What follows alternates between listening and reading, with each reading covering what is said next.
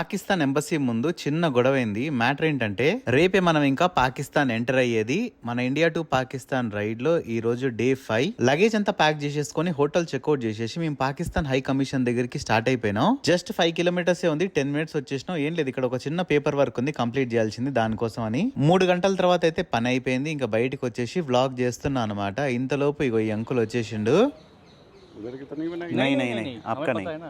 यहाँ से तो परमिशन है इसलिए वीडियो बना रहे इसका। वो एम्बेसडर सर भी बाहर आके अभी हाँ, आपको नहीं शूट कर रहे उस సైడ్ नहीं. పాకిస్తాన్ హై కమిషన్ కి పక్కనే ఆస్ట్రేలియన్ ఎంబసీ ఉందన్నమాట. ఈయన ఆస్ట్రేలియా కమిషన్ కి వాచ్మెన్. మీరైతే మా ఎంబసీ నేమి ఫోటోస్ గానీ వీడియోస్ గానీ తీయట్లేదు కదా, ఎందుకంటే మీరు తీసిరంటే నా ఉద్యోగం పోతుంది, చూపించండి నాకు అని చెప్పేసి అడుగుతున్నాడు అనమాట. మేము కూడా ఇంకా టువర్డ్స్ పాకిస్తాన్ బార్డర్ సైడ్ అయితే స్టార్ట్ అయిపోయినాం. గూగుల్ మ్యాప్స్ ఏందో గానీ ఏదో ఒక కన్స్ట్రక్షన్ అయ్యే రోడ్ లోంచి తీసుకుని వచ్చేసింది మమ్మల్ని. మేమైతే మాత్రం మస్తు ఇబ్బంది పడ్డాం. ఇక చూడండి, ఇట్లాంటి ఒక సన్నని ఇరుకు సందులోంచి పోవాల్సి వచ్చింది. చూడండి, నా 2 బ్యాగులు అయితే ఇది టచ్ అయితా ఉన్నాయి. అసలుకి ఉదయం నుంచి మేము ఏం తినలేదు, అందుకని చెప్పేసి ఒక ఫుడ్ బ్రేక్ తీసుకున్నాం. ఇంకా రైడ్ స్టార్ట్ చేద్దాం అనుకున్న టైంలో మా ఫ్రెండ్ హెల్మెట్ లో అయితే ఒక బొద్దింక కనిపించింది. హెల్మెట్ లోకి గాలి పెట్టి స్క్రూ డ్రైవర్ పెట్టి ఎంత తిప్పినా కూడా అదైతే బయటికి రాలేదు. లాస్ట్ కి హెల్మెట్ దులిపితే అందులోంచి పడిపోయింది అనమాట. మా ఫ్రెండ్ ఏమో ఇంకా బండి నేను ఒక 100 కిలోమీటర్లు అట్లా నడుపుతా, ఈ బండి అంటే నాకు మస్తు ఇష్టం అని చెప్పేసి చెప్పిండు. వాళ్ళ దేశంలో ఎట్లాగో పెద్ద బండ్లకు ఎలా ఉండదు కాబట్టి నేను కూడా వెనక కూర్చుంటా అని చెప్పేసి ఇచ్చేసిన. మావాడైతే మాత్రం మస్తు ఎంజాయ్ చేసిండు బండి తోలడం అయితే. ఇంకా చీకటి పడిపోయింది. గూగుల్ మ్యాప్స్ అయితే మాత్రం మమ్మల్ని ఎక్కడికెక్కడికో పల్లెటూర్లలోకి తీసుకొని పోయింది. హర్యానా పంజాబ్ బార్డర్ అయితే మాత్రం నేను ఒక పల్లెటూర్లలో నుంచి దాటిన. అండ్ ఇంకా అటు ఇటు చేసేసి ఫైనల్లీ అమృత్సర్ అయితే రీచ్ అయిపోయినాం మేము.